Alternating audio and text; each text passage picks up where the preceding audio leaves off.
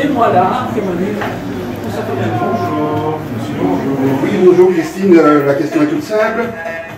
Quel fil conducteur intellectuel sous-tend vos créations? Eh bien, simplement mon amour du cinéma, et plus particulièrement des vieux westerns noir et blanc, et principalement John Les Ford. initiés connaissent votre génie, mais qu'en est-il du grand public? Je ne sais pas s'il y a un génie, le grand public, il ne saurait pas, puisque je n'ai jamais rien montré. Quand un artiste, poussé par le besoin, doit vendre une de ses créations, à laquelle il tient vraiment, n'est-ce pas une partie de son âme qui s'en va avec elle? Oui, mais d'un autre côté, si quelqu'un veut partager avec moi le plaisir que j'ai fait de faire une toile, je ne vois pas pourquoi je pourrais refuser. Voilà. Merci. Bonjour Christine. Bonjour. Quel est le fil conducteur intellectuel qui sous-tend vos créations? Je ne sais pas, je vais par-ci, par-là, je vole, je me pose quand ça me plaît. Je m'inspire de ce que je trouve, de mes lectures, de poésie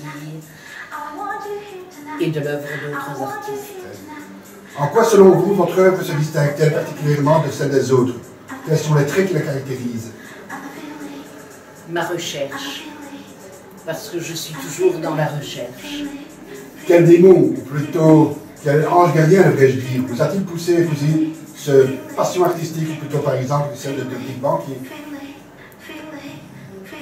Je pense l'amour des belles choses. Je suis une collectionneuse dans l'âme. Donc tout ça fait un tout qui peut m'inspirer par rapport à ce que je fais.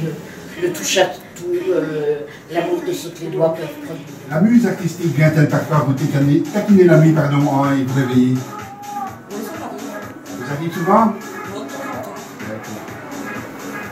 Quel est votre meilleur souvenir d'artiste? L'achèvement de votre première œuvre, le premier achat, la première commande, le premier critique positif sur votre travail ou autre chose? L'achèvement de la première œuvre et la première critique positive. Avez-vous déjà exposé vos œuvres? Bonjour Tony, première question.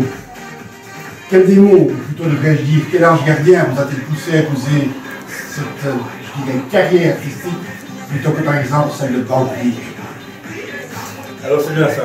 J'ai toujours voulu associer en fait les peintures au texte dedans. Si vous aimez lire en fait le peintre, et j'essaie du mieux que je peux de transcrire les images que j'ai dans la tête en fonction du texte. Les initiés connaissent-ils votre génie? Je ne pense pas. C'est bon. Quand un artiste, poussé par le besoin, doit vendre une de ses créations, création à laquelle il tient particulièrement, n'est-ce pas une partie de son âme qui s'en va avec elle? Oui, tout à fait, c'est toujours très délicat quand on vend une toile, parce que c'est une partie sur l'âme, je pense. Ils s'en vont avec l'œuvre qu'on vend par la personne. Bonjour. Bonjour Ramon. Bonjour. Quand la muse des Beaux-Arts vous chatouille, combien de temps reste-t-elle à vos côtés avant que vous la métamorphosiez en support matériel? Plusieurs heures. Osent-elle parfois venir vous taquiner la nuit en vous réveillant? Pas encore. Avez-vous déjà souvent exposé vos œuvres? C'est la première fois. Quand la muse des Beaux-Arts vous chatouille, c'est-à-dire quand vous avez envie de peindre, combien de temps reste-t-elle à côté de toi avant que tu ne le mettes sur une toile? Combien de temps? Quand tu as une idée, combien de temps faut-il pour que cela arrive sur une toile? C'est tout de suite en place. Avec ton aide, quoi, d'habitude. T'es devenu un ami. Donc, voilà. Quand un artiste, poussé par le besoin, doit vendre une de ses toiles, une toile à laquelle il tient particulièrement, est-ce que ce n'est pas une partie de lui qui s'en va? Son énergie, enfin, tout son plaisir, quand son énergie dedans, c'est, comment je veux dire, c'est difficile à expliquer, mais c'est vrai qu'on met de soi dans la toile. Quel est le fil conducteur intellectuel qui sous-tend vos créations? La recherche d'une attitude chez l'animal. Les initiés connaissent votre génie, mais qu'en est-il du grand public? Personne ne connaît. Personne ne connaît votre génie. D'accord. Question piège.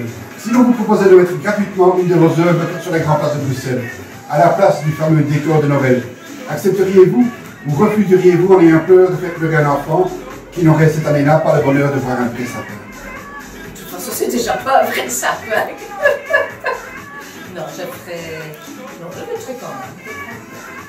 Quand un artiste, poussé par le besoin, doit vendre une de ses créations à laquelle il tient particulièrement, n'est-ce pas une partie de son âme qui s'en va avec elle? En quoi, selon vous, votre œuvre se distingue-t-elle particulièrement de celle des autres? Quel trait la caractérise-t-elle? Je crois que j'essaye de plus en plus, en fait, de peindre de manière artistique, de réfléchir le moins possible, et d'exprimer des émotions, et de faire soit inquiéter, rêver, parfois faire des cauchemars aux gens qui regardent le film. Surtout les intervenir dans le doute, l'émerveillement. Merci Tony, bonne exposition et bonne continuation. Merci à vous.